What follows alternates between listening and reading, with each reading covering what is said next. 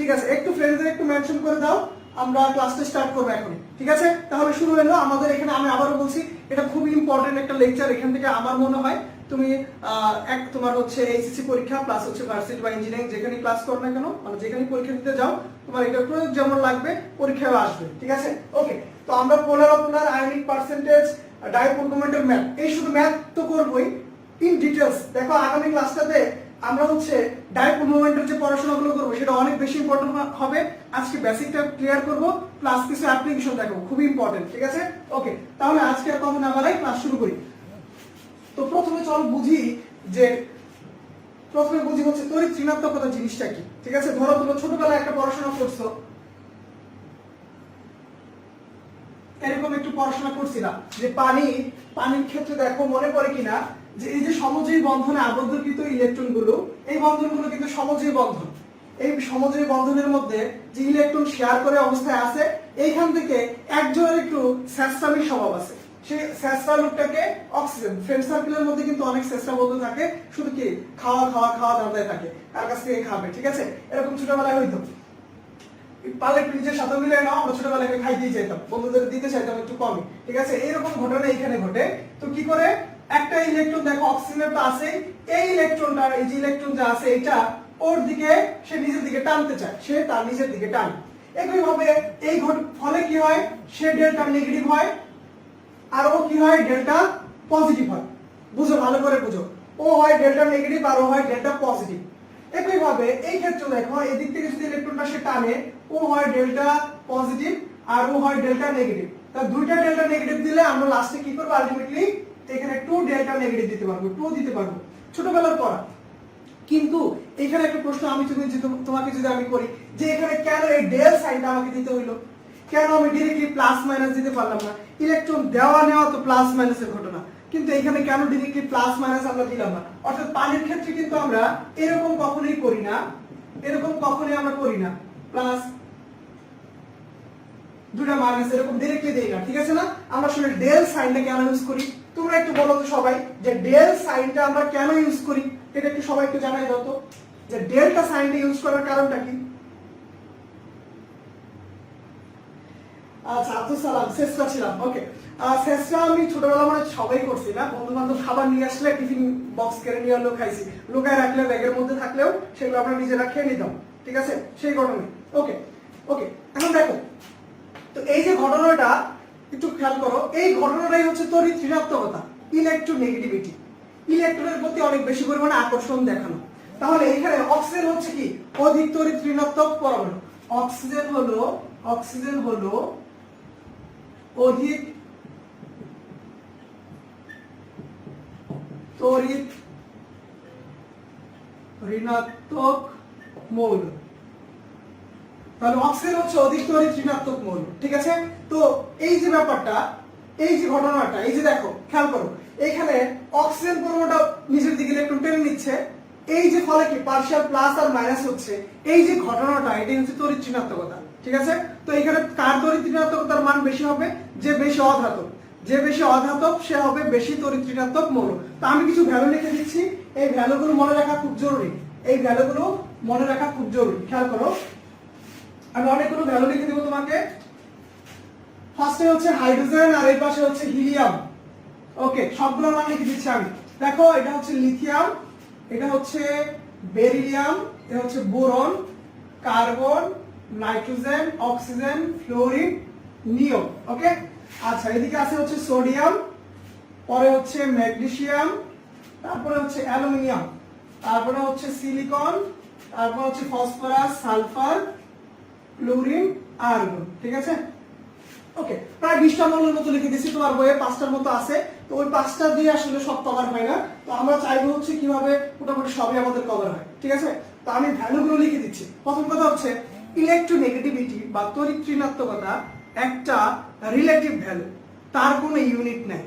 আবারও বলছি, তড়িৎ ঋণাত্মকতা হচ্ছে একটা রিলেটিভ ভ্যালু, একটা সাপেক্ষে আরেকটা কত বেশি ইলেকট্রন টানে এইটা, এটার কোনো একক নাই, ইউনিট নাই। ঠিক আছে, যখন আমরা ম্যাথ করবো তখন আরো বুঝবো। ঠিক আছে, আমরা ম্যাথ করবো, আমরা কোন সূত্র দিয়ে ম্যাথ করবো সেটা একটু বলে দিচ্ছি।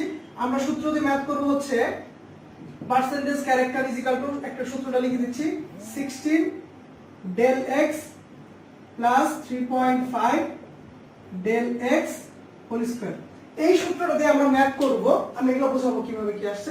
এই সূত্রটা দিয়ে মূলত আমরা ম্যাথ করব। তো এই ম্যাথটা কি করব, একটা সমযোজী যৌগের কত পার্সেন্ট হচ্ছে আয়নিক বৈশিষ্ট্য থাকবে সেটা বের করার জন্য, ঠিক আছে।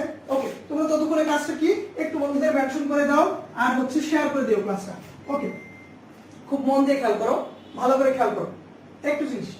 আমি একটু ভ্যালুগুলো আগে লিখে দিচ্ছি আর ভ্যালুগুলোর ব্যাখ্যা আমি বলে দিব। প্রথম কথা হচ্ছে এটা হচ্ছে 1, এটা হচ্ছে 1.5, এটা হচ্ছে 2, এটা হচ্ছে 2.5, এটা হচ্ছে 3, 3.5, এই হচ্ছে 4। তাহলে বলো তো নিয়নের কত হবে? তোমরা সবাই একটু কমেন্টে জানাও তো নিয়নের তাহলে কত হবে।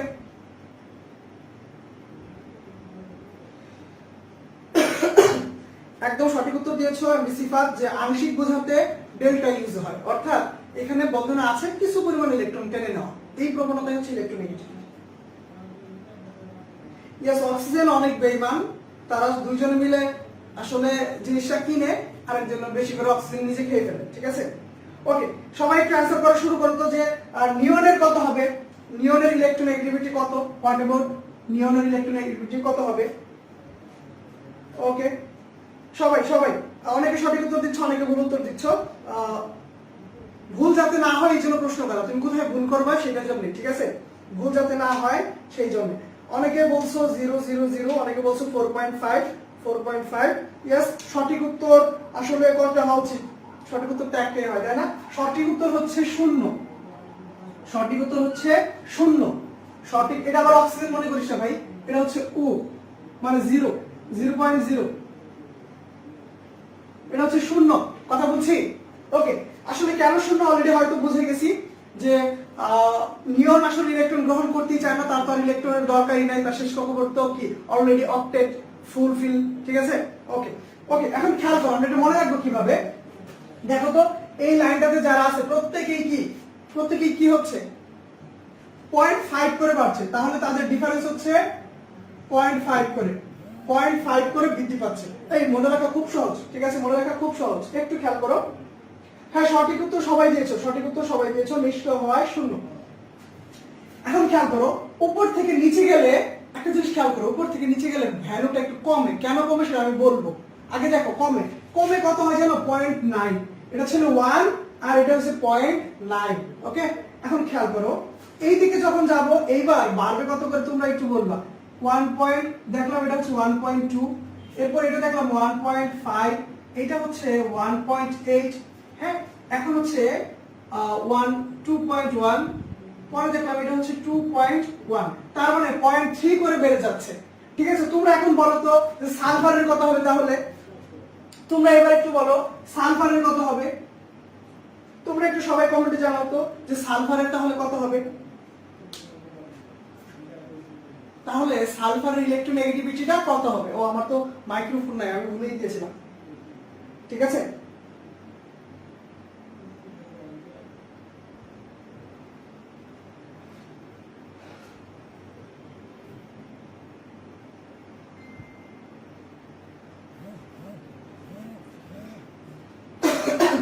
তোমরা একটা কাজ করিও, বন্ধুদের একটু মেনশন করে দিও, ঠিক আছে, আর একটু শেয়ার করে দিও, তাহলে হচ্ছে ক্লাসটা অনেকজন মানুষের কাছে পৌঁছে যাবে।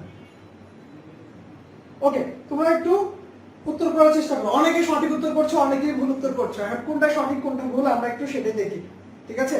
ওকে, তোমরা কে কি উত্তর দিয়েছো? বেশিরভাগই সবাই উত্তর দিয়েছো হচ্ছে 2.4 2.4 2.5 2.5। সঠিক উত্তর হচ্ছে 2.5, সঠিক উত্তরটা হচ্ছে 2.5, ঠিক আছে। ওকে, দেখো আমি কেন এই ব্যতিক্রম গুলাতে গিয়ে আটকে যাচ্ছি, মানে আমি তোমাকে কেন প্রশ্ন করতে বলছি, কারণ তুমি যখন পরীক্ষার হলে বসবা তখন যাতে এই কথাগুলোর কথা মনে পড়ে, এই জন্য, ঠিক আছে।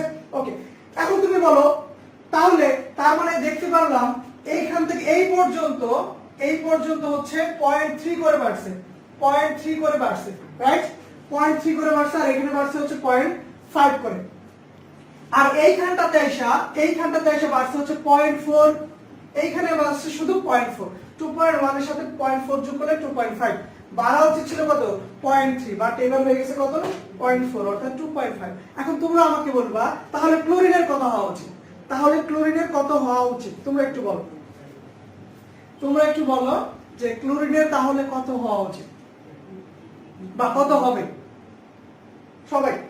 এটা খুবই দরকার। দেখো ক্লোরিন পরমাণু এমন একটা পরমাণু, এটা মানে তুমি পড়াশোনা করতে আসলে প্রথমে মনে আমার মনে ক্লোরিন পড়তে হবে। অধাতুর মধ্যে ক্লোরিন দিয়ে শুরু করতে হয়, আর হাইড্রোজেন দিয়ে শুরু করতে হয়। ধাতুর মধ্যে সোডিয়াম দিয়ে মনে পড়াশোনা শুরু করতে হয় বা বিসমিল্লাহ করতে হয় কেমিস্ট্রিতে আসলে, ঠিক আছে? ওকে, এইবার সবাই পারবে, আমি শিওর সবাই পারবে। একটু দেখি কি উত্তর দিচ্ছ।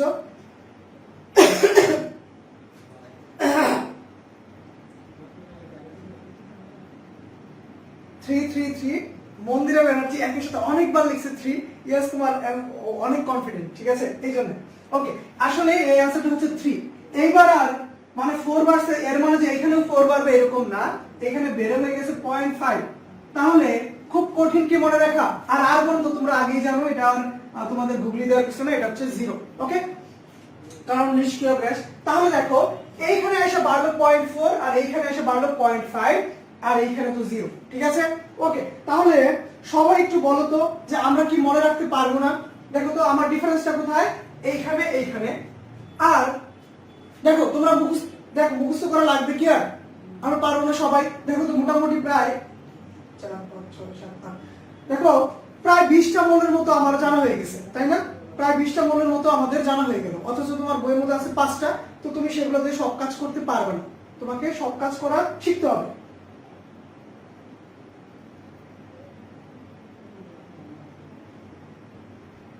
ঠিক আছে, ওকে। তাহলে এইবার দেখো এইটাও তোমাকে এক্সট্রা করে বলতে হবে, কারণ হাইড্রোজেনটা তোমাকে জানতেই হবে। এখন তোমরা বলো হাইড্রোজেনের কত, তোমরা আমাকে বলো হাইড্রোজেনের কত, তোমরা এখন বলো হাইড্রোজেনের কত, হাইড্রোজেনের ইলেকট্রোনেগেটিভিটির মানটা কত, সবাই একটু জানিয়ে দাও। সবাই দ্রুত জানিয়ে দাও। আমাদের অনেক পড়া বাকি, ঠিক আছে? আমরা শুধু এই ভ্যালুগুলো দিয়ে কাজ করব, আমরা ম্যাথ করতে পারবো। আমরা হচ্ছে মানে হচ্ছে এক কথাই মানে জৈব যৌগের যে পার্টটা পড়বো যখন, তখন এখানে অনেক বেশি কাজে লাগবে এগুলো, ঠিক আছে? যেমন গতদিন বন্ধন গুণ পড়তে গেছিলাম, তো অনেকে প্রশ্ন করছিলাম যে ভাই তড়িৎ ঋণাত্মকতা এইটা কি, এই ভ্যালু কোনটা, এটাই বুঝতেছিলাম না, তাই আমি ওটাই স্কিপ করে রেখে দিয়েছি, ঠিক আছে? আমি ভাবছি যে তোমরা অনেক কিছুই পারো, অনলাইনে তোমরা আসছো প্রায় মিনিমাম 6 মান্থ ধরে ক্লাস করতেছো বা হয়তো আরো বেশি। হ্যাঁ, তো ব্যাপারটা আলটিমেটলি ব্যাপারটা হচ্ছে এরকম, আমি ভাবছি যে তোমরা অনেক কিছুই জানো, দ্যাটস ওয়াই। ইয়েস, এক্স্যাক্টলি সঠিক উত্তর তোমরা দিয়েছো। হাইড্রোজেনেরটা এক্সট্রা করে তোমরা দেখো 0.9, তার উপরে যদি 1 হয়, এর উপরেটা কি অবশ্যই একটু বেশি হবে, এরকম বেশি হবে, এরকম হবে না যে 0.1 বাড়বে। কিন্তু এই হাইড্রোজেনটা আসলে গিয়ে হয় হচ্ছে 2.1, অনেক বেশি। 2.1 অনেক বেশি, কারণ হাইড্রোজেন আমি জানি এই পাশে থাকলেও, এই ধাতুর এই পাশে 1 নম্বর গ্রুপে থাকলেও সে অনেক মানে সে তার সব বৈশিষ্ট্য কি অধাতুর মতো, ঠিক আছে? ওকে, হাইড্রোজেন 2.1, ঠিক আছে? সবাই অ্যানসার ভ্যালুগুলো বুঝতে পেরেছি, আমরা মাথায় রাখবো, বুঝছেন? এটা মাথায় রাখাটা ইনস্ট্যান্ট অনেক বেশি ইম্পর্টেন্ট। ওকে,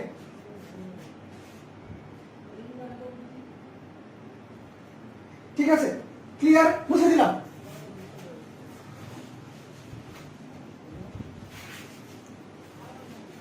তাহলে সবাই কাজ করো, লিখে ফেলো অ্যাপ্লিকেশন অফ ইলেকট্রোনেগেটিভিটি বা প্রয়োগ, তড়িৎ ঋণাত্মকতার প্রয়োগটা আমরা একটু লিখি।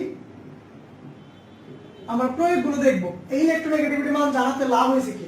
এই সবাই এটা নাম বলো তো, HCl, তাই না? এটা হচ্ছে ধরো HCl, এটার নাম হচ্ছে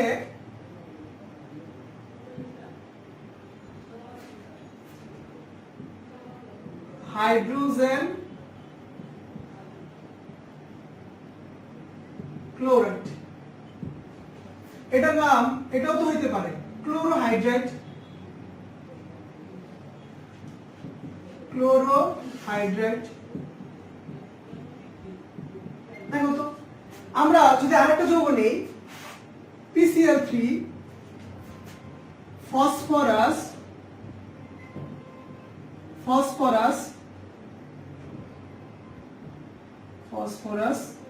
ট্রাইক্লোরাইড, তাই না? Phosphorus trichloride. আরেকটা যৌগ, এটার আরেকটা নাম মতো হইতে পারে, সেটা কি টাইক্লোরোফসফাইড, টাইক্লোরো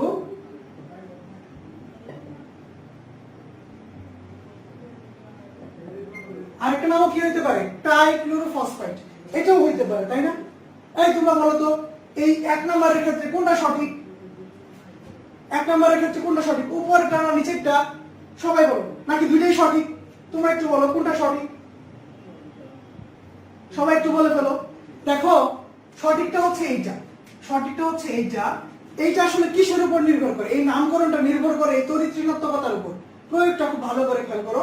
তাহলে এক নম্বর হচ্ছে নামকরণ নির্ভর করে, নামকরণ নির্ভর করে হচ্ছে তড়িৎ ঋণাত্মকতার উপর। খেয়াল করো কিভাবে নামকরণ। তাহলে এক নম্বর দেওয়া হচ্ছে নামকরণ। খুব ভালো করে খেয়াল করো, উপরেরটা হচ্ছে সঠিক, এই ক্ষেত্রেও উপরেরটা হচ্ছে সঠিক। হ্যাঁ, কেন? এটা এটা কেন হইলো না? ক্লোরোহাইড্রেট কেন হইলো না? নামকরণের নিয়মটা তোমাকে বলছি। অজৈব যৌগের ক্ষেত্রে নামকরণ হচ্ছে, এই নামকরণটা হচ্ছে কোন টাইপের যৌগের জন্য? দেখো নামকরণটা হচ্ছে, খেয়াল করো, এই হাইড্রোজেন আর ক্লোরিন আছে না, এই দুইটার মধ্যে যে বেশি তড়িৎ ঋণাত্মক, যে বেশি তড়িৎ ঋণাত্মক তার শেষে আয়ড যোগ করতে হবে, তার শেষে আয়ড যোগ করতে হবে। যে বেশি তড়িৎ ঋণাত্মক সে পরে, যে বেশি, এটা ইলেকট্রোনেগেটিভ বুঝাইলাম। দেখো ইলেকট্রোনেগেটিভ মানে কি? তড়িৎ ঋণাত্মক।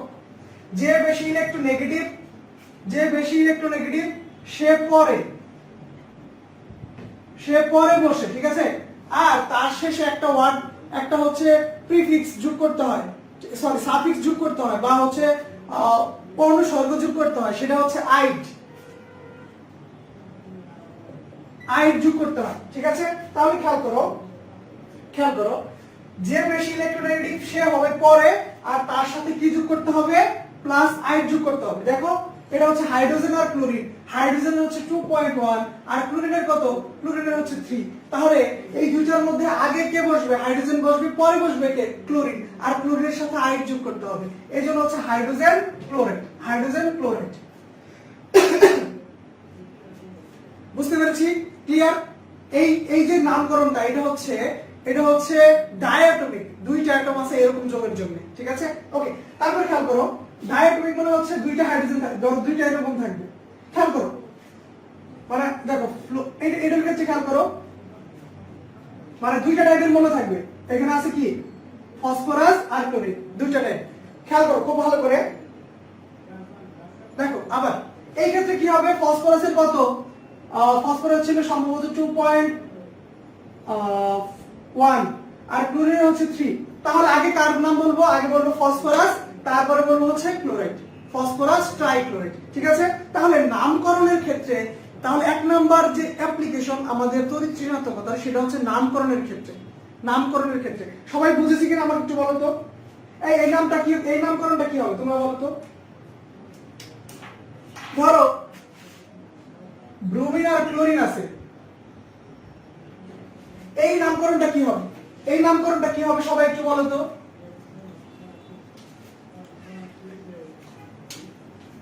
এই নামকরণটা কি হবে সবাই একটু বলো। ধরো এরকম আছে,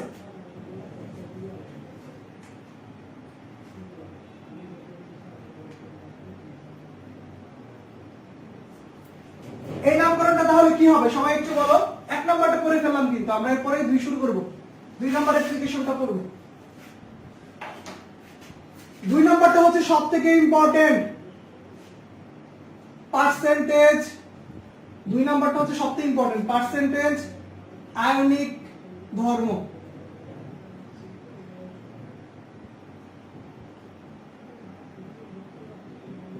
পার্সেন্টেজ আয়নিক ধর্ম বা পার্সেন্টেজ আয়নিক ক্যারেক্টার, ঠিক আছে? এটা আমরা করব। তো এটার জন্য যে ফর্মুলাটা ব্যবহার করব আমরা, সেটা হচ্ছে 16 ধর্ম is equal to 16 delta x plus 3.5 del x whole square, ঠিক আছে? এই সূত্র আমরা অ্যাপ্লাই করব। ইয়েস, ব্রোমো ক্লোরাইড, যে উত্তর দিয়েছে যারা সবারটাই সঠিক হয়েছে। এখন যেভাবে নামটা আসুক আমরা যদি পারি, মানে আমাদের মাঝখানে যাতে কোনো বিষয়ে কনফিউশন না আসে, ঠিক আছে? ওকে, ব্রোমো ক্লোরাইড, ঠিক আছে? সবারটাই হয়েছে, খুবই ভালো। সবাই এই সূত্রটা একটু লিখো, পারলে এই সূত্রটা একটু লিখো, ভালো করে মাথায় ঢোকাও। খুব খুব কাজে দেবে। যখন ইলেকট্রোনেগেটিভিটির মান দেওয়া থাকবে তখন আমরা কিভাবে কাজ করবো, এটা দিয়ে কি কাজ করে আগে সেটা বুঝে। ধরো একটা যৌগ সোডিয়াম ক্লোরাইড আর একটা যৌগ HCl, এই দুটো যৌগ আমার কাছে আছে।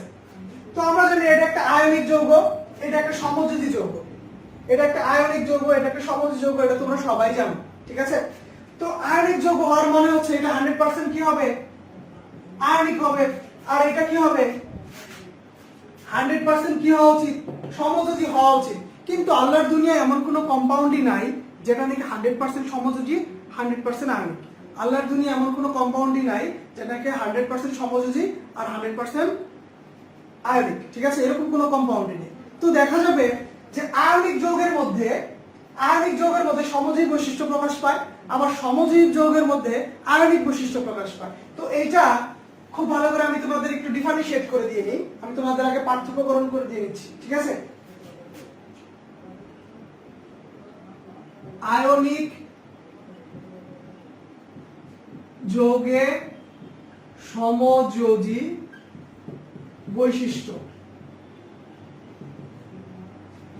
আরেকটা ব্যাপার হচ্ছে সমযোজী যৌগে আয়নিক বৈশিষ্ট্য।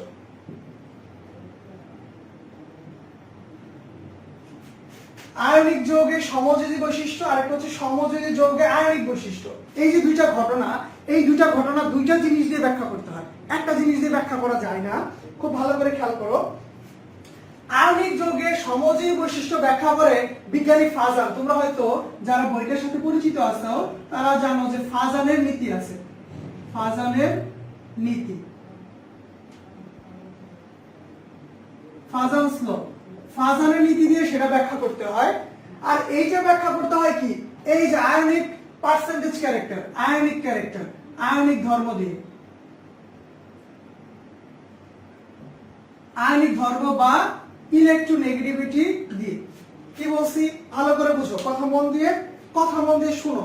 আমি যখন উদ্ভাসী পরীক্ষা দিই অ্যাডমিশন টেস্টের সময়, তখন এই প্রশ্নগুলো রিটেনে বারবার আসতো, দেখতাম খুবই কনফিউজড হয়ে যেতাম, বুঝতে পারছো। তো ব্যাপারগুলো তুমিও যখন পরীক্ষা দিতে আসবা তুমি এই জিনিসগুলো ফেস করবা, আমি সেই ফেস করবা যে জায়গাগুলো আমি সেগুলো বেশি পয়েন্ট আউট করতেছি, ঠিক আছে। তো আর খুবই ঝামেলা করো একটা কথা, দেখো আয়নিক যৌগের সমযোজী বৈশিষ্ট্য সেটা নির্ধারণ করে ফাজানের নীতি দ্বারা, সমযোজী যৌগের আয়নিক বৈশিষ্ট্য সেটা প্রকাশ করে আয়নিক পার্সেন্টেজ বা পার্সেন্টেজ ধর্ম বা ইলেকট্রোনেগেটিভিটি দ্বারা, ঠিক আছে, এটা দ্বারা প্রকাশ করা হয়। তো আজকে আমরা কি শিখবো, আজকে আমরা শিখবো হচ্ছে এই যে সমযোজী যৌগ, এই সমযোজী যৌগের মধ্যে যে আয়নিক বৈশিষ্ট্যটা প্রকাশ পায় সেটাই আমরা শিখবো আজকে, ঠিক আছে, সেটা আমরা আজকে শিখবো। এবং এই যে দেখো পার্সেন্টেজ আয়নিক ক্যারেক্টার বা আয়নিক ধর্ম একটা সমযোজী যৌগে কি পরিমাণ আয়নিক ধর্ম প্রকাশ পায় সেটাই এই সূত্র দিয়ে ব্যবহার করব। অর্থাৎ আমরা এই 2 নাম্বার টপিকটা আজকে পড়ছি, ঠিক আছে, ওকে।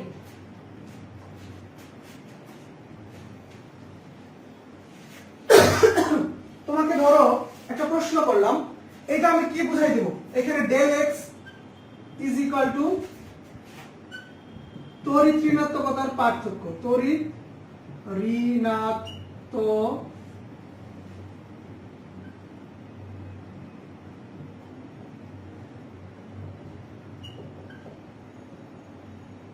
পার্থক্য খুবই ইম্পর্টেন্ট। দেখো ডেল এক্স হচ্ছে কি, তড়িৎ ঋণাত্মকতার পার্থক্য। এখানে মড সাইন দেওয়া আছে, অর্থাৎ বড়টা থেকে ছোটটা বিয়োগ করব, অর্থাৎ আমাকে এখানে পজিটিভ ভ্যালু দেওয়া লাগবে, পজিটিভ ভ্যালু দেওয়া লাগবে। যেমন তোমাদের আমি যদি একটা প্রশ্ন করি যে HF HCl HBr যৌগগুলোতে আয়নিক পার্সেন্টেজ বের করো, অর্থাৎ এই যৌগগুলোতে আয়নিক পার্সেন্টেজ অর্থাৎ আয়নিক ধর্ম কি পরিমাণ আছে শতকরা সেটা বের করো। তোমাকে এটা প্রশ্ন করে দেওয়া হলো, তাহলে আমরা এটা কিভাবে বের করব, ঠিক আছে, আমরা সেটা শিখছি। তাহলে তোমাকে HF HCl HBr এই যৌগগুলোর কথা বলবো, এই যৌগগুলোর জন্য তুমি হচ্ছে আয়নিক পার্সেন্টেজ বের করো, ঠিক আছে, এটার মধ্যে কি পরিমাণ আয়নিক ধর্ম আছে সেটা বের করো, এটা তোমাকে বলছে। তো আমরা কি করব, আমরা এটা আসলে এই সূত্র দিয়ে বের করব, ঠিক আছে, ওকে। তাহলে চলো শুরু করি। ওকে, তোমরা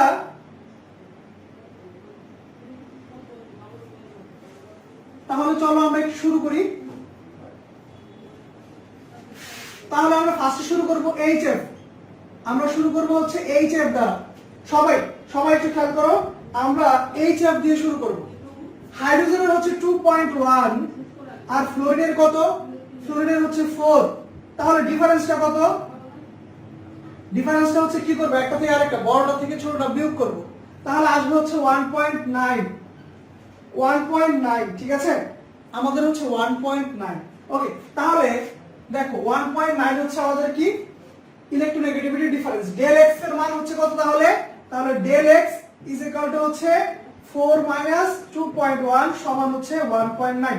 ওকে, এটা হচ্ছে আমাদের ডেল এক্স এর মান। ওকে, এখন দেখো এখানে মানটা বসাই অঙ্কগুলো করে ফেলো ক্যালকুলেটর দিয়ে। ডেল এক্স, এই ডেল এক্স মানে কি দুইটার মধ্যে দূরত্বের পার্থক্য কত? 1.9 প্লাস 3.5 1.9 স্কয়ার। সবাই বলো তো সঠিক উত্তর কত? কত পার্সেন্ট আসবে?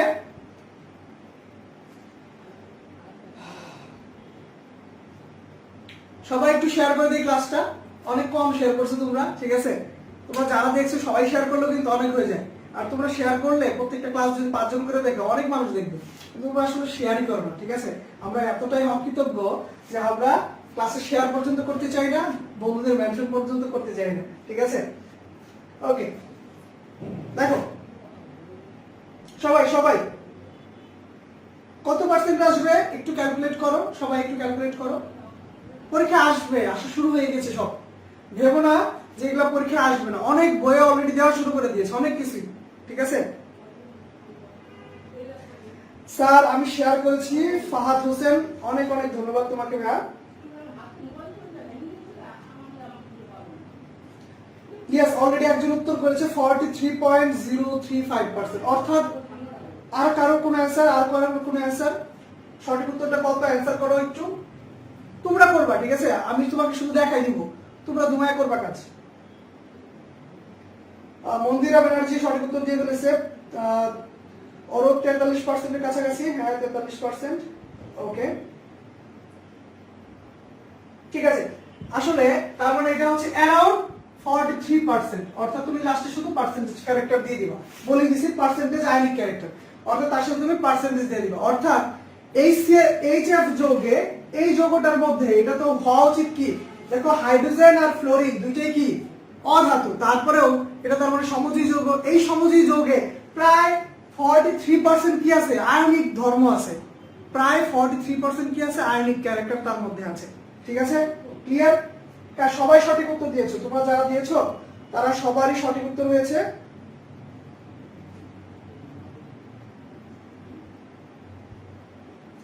হ্যাঁ, সবাই একটু শেয়ার করে দিলে অনেক অনেক মানুষ ক্লাসগুলো দেখতে পারতো, ঠিক আছে? তোমরা নিজেরা মানে কি বুঝে শেয়ার করো না, এই বুদ্ধি তোমাদের কে দিয়েছে আমি সত্যিই জানি না। যে কোনো, সেটা আমার ক্লাস না, শুধু যে কোনো স্যারের ক্লাস, ঠিক আছে? প্রত্যেকটা যে স্যারের ক্লাসটাই করো তুমি, সেই ক্লাস স্যারের ক্লাসটাই শেয়ার করিও। এই কারণে করবা, তাহলে স্যার অনেক বেশি ইন্সপায়ার্ড হবে, অনেক বেশি মানুষ ক্লাস দেখবে, ঠিক আছে? ওকে, এখন দেখো তোমাদের কাজটা হচ্ছে এইবার এটা করো তো সবাই, এই সিএলটা করো। সবাই এই সিএলটা করো তোমরা। আমি তো হচ্ছে HF করে দিলাম, তোমরা হচ্ছে এই সিএলটা করো। এই সিএল এর মধ্যে কত পার্সেন্ট হচ্ছে শতকরা, কত পার্সেন্ট হচ্ছে আয়নিক ধর্ম থাকে। না তারপরে আর পয়েন্টের পর লিখার দরকার নেই। তুমি যদি লিখতে চাও লিখতে পারো, কোনো সমস্যা নেই। কথা শোনো, তুমি যদি লিখতে চাও লিখতে পারো, কোনো সমস্যা নেই। এখন কেন বলছি এই কথাগুলো, এটা যে বললাম এটার একটা ভিত্তি আছে। বিকজ অফ এটা রিলেটিভ, এই জিনিসগুলো একজ্যাক্ট না। মানে রসায়নে একজ্যাক্ট বলে কোনো কথা নেই, রসায়নে একজ্যাক্ট বলে কোনো কথা নেই, সবই রিলেটিভ, ঠিক আছে? সবই রিলেটিভ। কারণ তুমি দেখবে এক্সেপশনের মধ্যে এক্সেপশন। কারণ আমরা পড়তেছি কি, একটা যৌগ হচ্ছে কি সমযোজী যৌগ, তার মানে 100% সমযোজী বৈশিষ্ট্য তার মধ্যে থাকবে। কিন্তু আমরা সেইখান থেকে বের করতেছি তার আয়নিক বৈশিষ্ট্য কত পার্সেন্টেজ। অল অ্যাবাউট রিলেটিভ, ঠিক আছে? এই জন্য তুমি মানে হচ্ছে ফ্র্যাকশন ভ্যালু না নিয়ে একটা তুমি হচ্ছে ইন্টিজার বা পূর্ণ সংখ্যা নেওয়ার চেষ্টা করবে, ঠিক আছে? কার্বনের যোজনী কখন 2 কখন 4 বুঝবো। এই যে কার্বন মনোক্সাইডে বুঝবা হচ্ছে 2 আর মিথেনে বুঝবা 4, ঠিক আছে? অর্থাৎ যখন যার যতগুলো ইলেকট্রন অংশগ্রহণ করবে রাসায়নিক বন্ধনে সেটা হচ্ছে তার যোজনী। ওকে, সবাই সঠিক উত্তরটা অলরেডি দিয়ে ফেলা শুরু করেছে। 17%, 17%, 17 দশমিক সামথিং সামথিং। ওকে ওকে সবাই সবাই খুব ভালো স্টুডেন্ট, খুবই খুবই ভালো সবাই। দেখো এই সেলের জন্য আমরা একটু, হ্যাঁ সবারই হয়েছে 2.1 আর ক্লোরিনের হচ্ছে 3, তাহলে ডেল এক্স এর মান কত?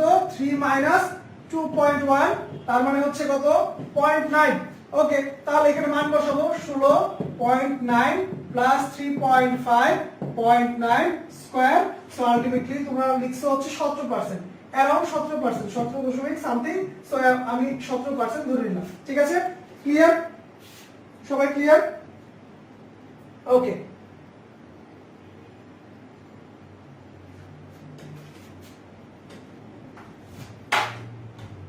সবাই ক্লিয়ার?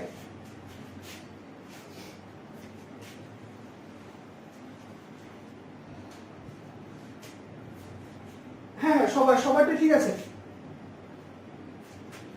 ওকে, এখন আমরা অনেক ইম্পর্টেন্ট একটা কনসেপ্ট দেখব। দেখো প্রয়োগ নাম্বার 3, প্রয়োগ 3 হচ্ছে বন্ড এনার্জি,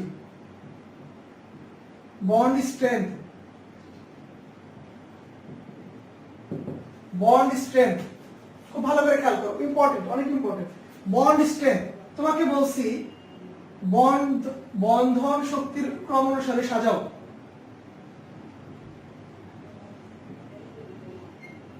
বন্ড স্ট্রেংথ অনুসারে সাজাও। ধরো তোমাকে বলছে HF, HCl, HBr, HI। তোমাকে এই প্রশ্ন ধরো তোমরা ছোটবেলা থেকে পড়ে আসতেছো, তোমরা একটু আনসার করো তো সবাই, যে বন্ধনের শক্তি ক্রম অনুসারে সাজাও। সবথেকে এগুলোর মধ্যে সবথেকে শক্তিশালী বন্ধন কোনটা, তারপরে কোনটা, তারপরে কোনটা, এই অনুযায়ী একটু সবাই সাজাই ফেলো তো সবাই দ্রুত। আর বন্ধুদেরকে আমরা হচ্ছে 40 সেকেন্ড সময় নেই প্রত্যেকে এই কাজটা করার মাঝখানে, 40 সেকেন্ড সময় নেই, নিয়ে হচ্ছে আমরা একটু বন্ধুদের মেনশন করতে থাকি, একটু বন্ধুদের মেনশন করতে থাকি।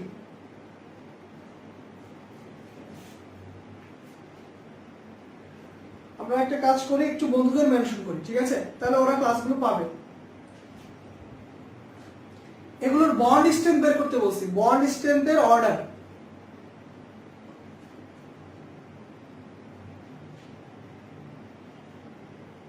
এগুলোর বন্ড স্ট্রেংথের অর্ডার বের করতে বলছি, তোমরা একটু বন্ড স্ট্রেংথের অর্ডারটা বের করো।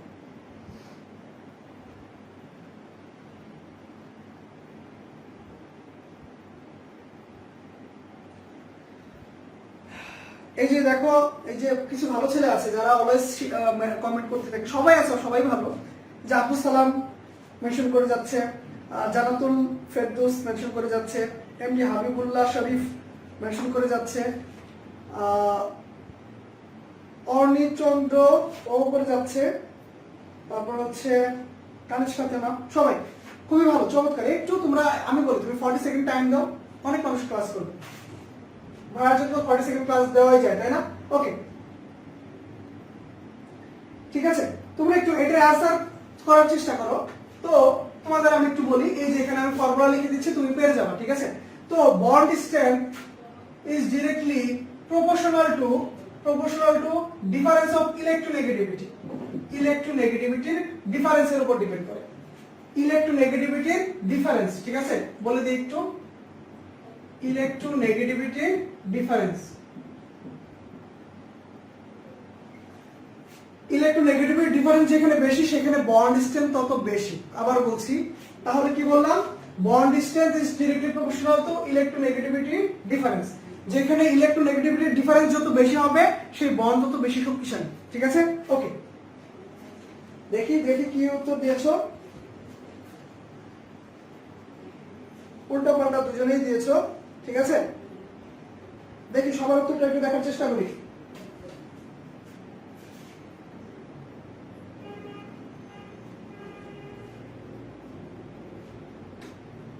ওকে, চলো আমরা একটু দেখি, এটা বোঝার চেষ্টা করি, ফিল করার চেষ্টা করি।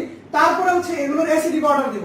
আজকে আমি প্রশ্ন করেছিলাম কিন্তু গ্রুপে যে কোনটার অ্যাসিডিক অর্ডার কত, ঠিক আছে? তাহলে দেখো HF, HCl, HBr, HI, এগুলোর মধ্যে তড়িৎক্রিয়াতার পার্থক্য হচ্ছে হাইড্রোজেনের 2.1, দেখো মানটা খেয়াল করো, 2.1, আর ফ্লোরিনের হচ্ছে 4, 2.1, ক্লোরিনের 3, 2.1, এই মানটা কিন্তু আরো কম। ব্রোমিনের হচ্ছে দেখো আরো কম হবে, এর নিচে আর এটা করো আরো কম নিচে হবে, ঠিক আছে? নামটা আমার মনে নাই, হয়তো ধরো अराउंड 2.3 এরকম হবে। ওকে, তো এখন খেয়াল করো, ব্যাপারটা খেয়াল করো, যতই যাচ্ছ তুমি পেছনের দিকে তত তোর ঋণাত্মকতার ডিফারেন্স হ্রাস পাচ্ছে।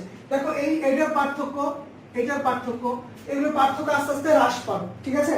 তাহলে পার্থক্য যত বেশি হবে, কি বলছি, পার্থক্য যত বেশি হবে বন্ড স্ট্রেংথ তত বেশি শক্তিশালী হবে। তাহলে বন্ড স্ট্রেংথের শক্তিশালীর ক্রমটা কি হবে? HF, তারপরে HCl, তারপর HBr, তারপর HI। তোমরা বুঝেছো কিনা আগে এটা একটু কমেন্টে জানাও তো। আরেকবার যে জিজ্ঞেস করছো ফাহাদ হোসেন, আমি আবার বলছি, ব্যাপারটা হচ্ছে তড়িৎ ঋণাত্মকতার ডিফারেন্স যত বেশি হবে সেই বন্ধন তত বেশি শক্তিশালী হবে। এগুলোর মধ্যে ডিফারেন্স সবথেকে বেশি কি?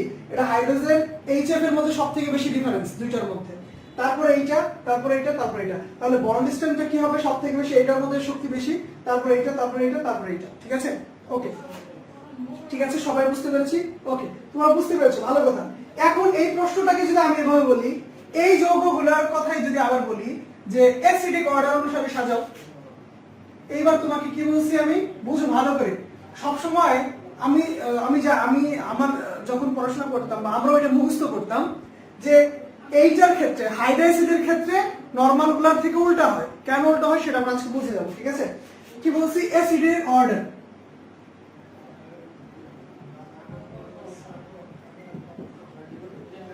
অ্যাসিডের ক্রমটা সাজাইতে বললাম। এবার প্রশ্নটা হচ্ছে কি? অ্যাসিডের ক্রম। তাহলে এবার সঠিক উত্তরটা কি হবে তোমরা বলো তো? তোমরা কিন্তু অলরেডি অনেকেই সঠিক উত্তর দিয়েছিলেন, গ্রুপে যখন প্রশ্ন করেছিলাম সঠিক উত্তরটা দিয়েছিলাম।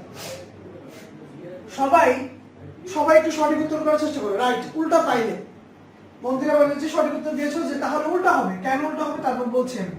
HF, HCl, HBr, HI। তাহলে অ্যাসিডিক অর্ডারের ক্ষেত্রে কিন্তু H এটা সবথেকে বেশি হবে। এখন কেন হবে? কারণ দেখো একটা যৌগ অ্যাসিড কেন? কারণ সেইখান থেকে H+ দ্রুত বের হয়ে যায়। যে যৌগ থেকে যত দ্রুত H+ বের হয়ে যাবে সেটা তত বেশি শক্তিশালী অ্যাসিড। তাহলে দেখো তো এই বন্ধনগুলোর মধ্যে সবথেকে দুর্বল এইটা, একটু আগেই পড়লা তুমি, আর সবথেকে সবল এইটা। তাহলে একটা সবল বন্ধন থেকে একটা হাইড্রোজেন চলে যাওয়া কঠিন হবে, নাকি একটা দুর্বল বন্ধন থেকে একটা H+ বের হয়ে যাওয়া সহজ হবে, নাকি একটা সবল বন্ধন থেকে H+ বের হয়ে যাওয়া সহজ হবে? অবভিয়াসলি দুর্বল বন্ধন থেকে সে খুব দ্রুত H+ ত্যাগ করতে পারবে। দ্যাটস ওয়াই এইটা হচ্ছে কি অ্যাসিডিটির অর্ডার। এইজন্য আমরা আগে বন্ধন স্ট্রেংথের অর্ডারটা শিখলাম, এখন আমরা শিখে ফেললাম কি অ্যাসিডিটির অর্ডার। সবাই বুঝেছো কিনা আমাকে একটু জানাও। ভাই উল্টা তো, কেন উল্টা সেটা আমরা বোঝার চেষ্টা করি, ঠিক আছে? ক্লিয়ার সবাই? ইয়েস, বন্ধন দুর্বল দ্রুত বের হয়ে যাবে, বন্ধন দুর্বল দ্রুত বের হয়ে যাবে। ওকে, এইটা আমরা সারা জীবনের কি পড়ে আসছিলাম? ব্যতিক্রম করে আসছিলাম। এখন এটা আসলে ব্যতিক্রম। এই ঘটনাটা, এই যে ঘটনাটা, এটা সবার জন্য প্রযোজ্য না, এটা সবার জন্য প্রযোজ্য না, এটা শুধু হাইড্রা অ্যাসিডের ক্ষেত্রেই হয়। হাইড্রা অ্যাসিড অর্থাৎ এই গ্রুপের মৌলগুলোর জন্যই হয়, ঠিক আছে? সবাই বুঝতে পেরেছি কিনা একটু আগে জানাও, তারপর আমি সুন্দর একটা টপিক তোমাদের আমি দেখাবো, ঠিক আছে? সুন্দর একটা কনসেপ্ট তোমাদের আমি দেখাবো। দেখো আগে এটা বুঝেছো কিনা সবাই, এটা আগে জানো। এখন তোমাদের মনে হ্যাঁ, অর্থাৎ যেখানে এই দুইটা অ্যাটম থাকবে, এই যে এরকম দুইটা অ্যাটম যুক্ত যৌগের ক্ষেত্রে শুধু এই ঘটনাটা হয়, দুইটা অ্যাটম যুক্ত যৌগের ক্ষেত্রে শুধু এই ঘটনাটা হয়। কিন্তু নরমালি আমরা কি জানি, যেখানে তড়িৎ ঋণাত্মকতার পার্থক্য যত বেশি সেটা তত বেশি দ্রুত বের হয়ে যায়, এটা আমরা জানি না, ঠিক আছে? স্যার মানুষ হবে, আমি ক্লাস নিচ্ছি খুব বেশি দিন না, ঠিক আছে? খুবই অল্প দিন, মানুষ নিয়ে প্যারা নেওয়ার কোনো কাজ নেই, আমরা যথেষ্ট মানুষ দেখতেছেন, আর সবাই বুঝলেই হবে, ঠিক আছে? শুনুন, ব্যাপারটা হচ্ছে এরকম, ধরেন একটা জায়গায় অনেকজন মানুষ ক্লাস নিচ্ছে, অনেকজন মানুষ ক্লাস করছে। একজন মানুষ আইসা যখন দেখবে অনেকজন মানুষ এসে ক্লাস করতেছে, সে মিনিমাম 5 মিনিট 10 মিনিট এখানে ওয়েট করে। আর যেখানে দেখবে মানুষ অল্প, সেখানে মানুষ ওয়েট করতে চায় না, ঠিক আছে? ওয়েট না করলে কিভাবে বুঝবো আমরা কি পড়তেছি, ঠিক আছে? সো আপনারা হতাশ হবেন না, আমি হতাশ হচ্ছি না, যথেষ্ট মানুষ দেখতেছেন, খুশি আমি। ইয়েস, ল্যাটিস এনথালপি এই সব ব্যাপারে এনথালপি আমি পুরো ক্লাস লেকচার নেব, কোনো সমস্যা নেই, 1-1.5 ঘন্টার লেকচার নিতে হবে, যথেষ্ট পরিমাণ বড় টপিক, ঠিক আছে, আমি বুঝিয়ে দেবো, কোনো সমস্যা নেই। কোন তোমাদের সব প্রশ্নের উত্তর দেবো ইনশাআল্লাহ।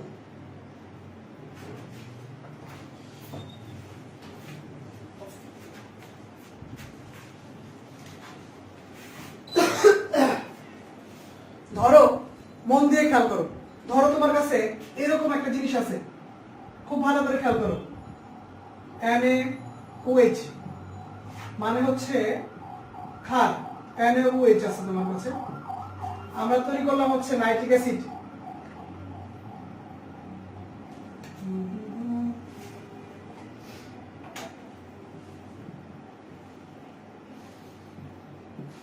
আমরা লিখবো হচ্ছে H2SO4,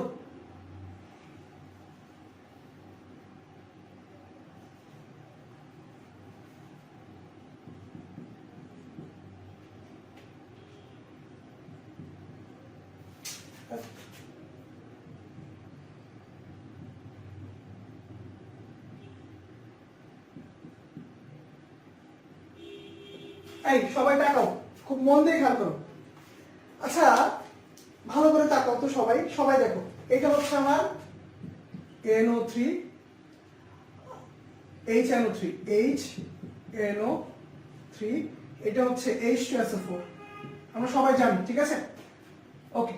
তো আমার প্রশ্ন হচ্ছে যে এইটা কেন ক্ষার আর এটা কেন অ্যাসিড, এটাকে আমরা যদি যেহেতু সবগুলো OH আকারে লিখছি, এটাকে একটু OH আকারে লিখি, হ্যাঁ, বুঝো বেসিকটা বুঝো। দেখো তো আমাদের কাজটা হচ্ছে কি, যে আমরা ক্ষারের ক্ষেত্রে, আমরা এই ক্ষারের ক্ষেত্রে এখানে ভাঙি না, এখান থেকে OH আকারে বের হয়ে যায়, বুঝো ভালো করে, এখান থেকে OH আকারে বের হয়ে যায়, কিন্তু এইখান থেকেও তো OH আকারে বের হইতে পারতো অ্যাসিডের ক্ষেত্রে, কিন্তু এইবার তুমি কি করো জানো, তুমি লিখো এখান থেকে বের করে দাও, তুমি কিন্তু এবার এইখান থেকে বের করে দাও, এইখান থেকে বের করে দাও, কিন্তু তুমি চাইলে কিন্তু এই OH থেকেও বের করতে পারতা, কিন্তু তুমি এই কাজটা কেন করো না? আমার প্রশ্ন হচ্ছে তুমি এই কাজটা কেন করো না? আজকে কি ব্লার হওয়া শুরু করছে আবার? ঠিক আছে, দেখেন এখন দেখা যাচ্ছে কিনা, এখন দেখা যাচ্ছে কি? স্যার আর ক্লিয়ার করার ক্ষমতা আমার নাই, ঠিক আছে, নেটের সমস্যা, আমি কি করব? এখন ক্লিয়ার, এখন ক্লিয়ার, ঠিক হয়েছে তাই না? ঠিক আছে, ওকে, এখন ক্লিয়ার, ওকে।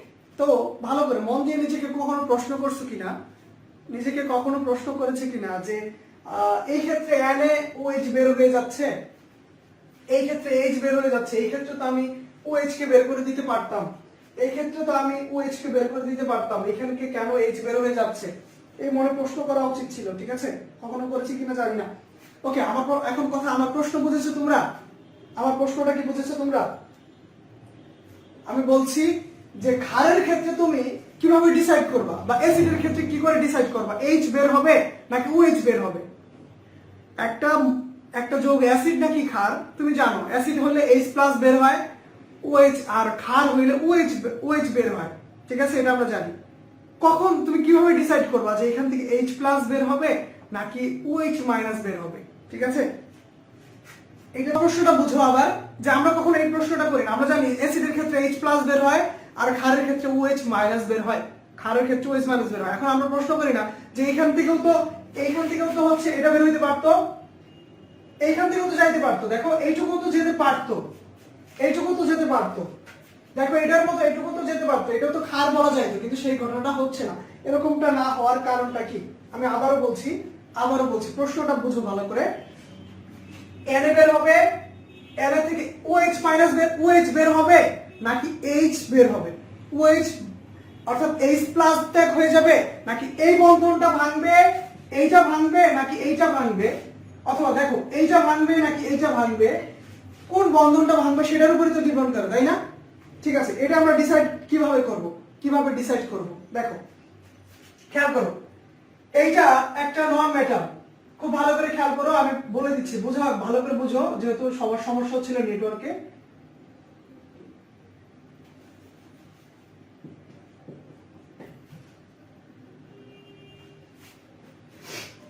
আবার বলছি, প্রশ্নটা আবার বলছি, একটা ক্ষার NaOH, তাহলে এটা তো এখান থেকে ভাঙতে হবে, তাই না? এইটা একটা অ্যাসিড, এই নাইট্রিক অ্যাসিড একটা অ্যাসিড, তাহলে এটা কোথা থেকে বের হবে? H+ বের হবে। সালফিউরিক অ্যাসিড একটা অ্যাসিড, তাহলে এটা H+ বের হবে। কিন্তু কি কি বের হইতে পারতো? OH- এই বন্ধনটাও তো ভাঙতে পারতো, এই বন্ধনটাও ভাঙতে পারতো। আবার এই ক্ষারের ক্ষেত্রে এই বন্ধনটা তো ভাঙতে পারতো। কোন বন্ধনটা ভাঙবে সেটা আমি কথা বোঝাচ্ছি, ঠিক আছে? কোন বন্ধনটা ভাঙবে সেটা আমি বলতেছি তোমাদের। দেখো তুমি একটু ডিসাইডে যাও, একটু ডিসাইড করার চেষ্টা করো। এই যে দেখো OH OH OH, এই OH এর সাথে কারা যুক্ত আছে তার দিকে একটু তাকাও, থার্ড পরমাণুটার দিকে তাকাও, 1 2 3 এর দিকে তাকাও, 1 2 3 এর দিকে তাকাও, 1 2, এই যে 3 নাম্বার সালফার তার দিকে তাকাও। সবাই 1 2 3 রুলটা ফলো করো। 1 2 3 1 2 3 1 2 3 3 যদি 3 নাম্বার যে অ্যাটমটা আছে সেই অ্যাটমটা যদি কি হয়? নন মেটাল হয়, তাহলে ওই কম্পাউন্ডটা হবে অ্যাসিড। 3 যদি নন মেটাল হয়, অধাতু হয়, হ্যাঁ অধাতু হয়, 3 অধাতু হলে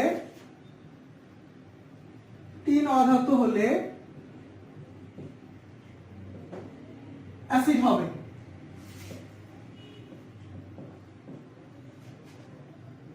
3 যদি কি হয়? 3 ধাতু হলে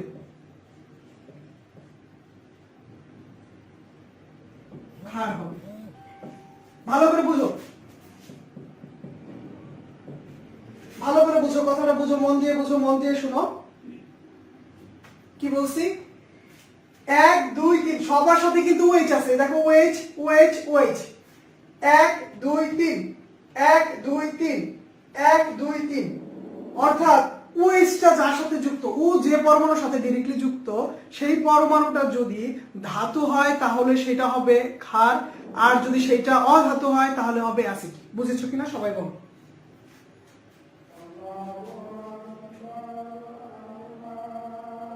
সবাই সবাই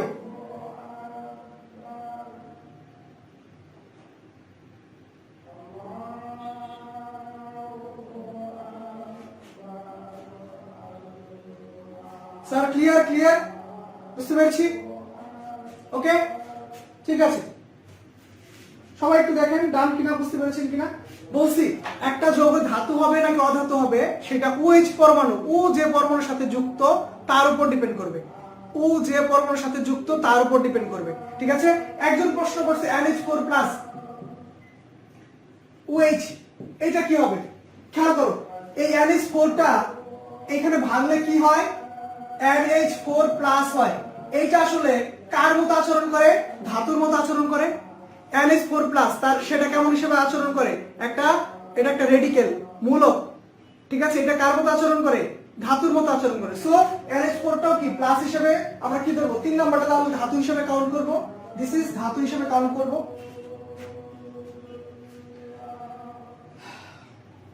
ওকে, আমি আরেকবার বলছি, ঠিক আছে? তোমার তো নিজেরও পারা উচিত এসব জিনিস, ঠিক আছে? বলছি OH মূলকটা যদি ত্যাগ হয় সেটাকে বলা হয় ধাতু, সরি ক্ষার। যদি H+ ত্যাগ হয় তাহলে তাকে বলা হয় অ্যাসিড। কিন্তু কোনটা বের হবে? একই সাথে তো দুইটাই বের হইতে পারতো, OH বের হইতে পারতো অথবা শুধু H+ বের হইতে পারতো। কোনটা বের হবে সেটা ডিপেন্ড করে হচ্ছে 3 নাম্বার মৌলটা দ্বারা, যেটা নাকি অক্সিজেনের সাথে ডাইরেক্টলি যুক্ত।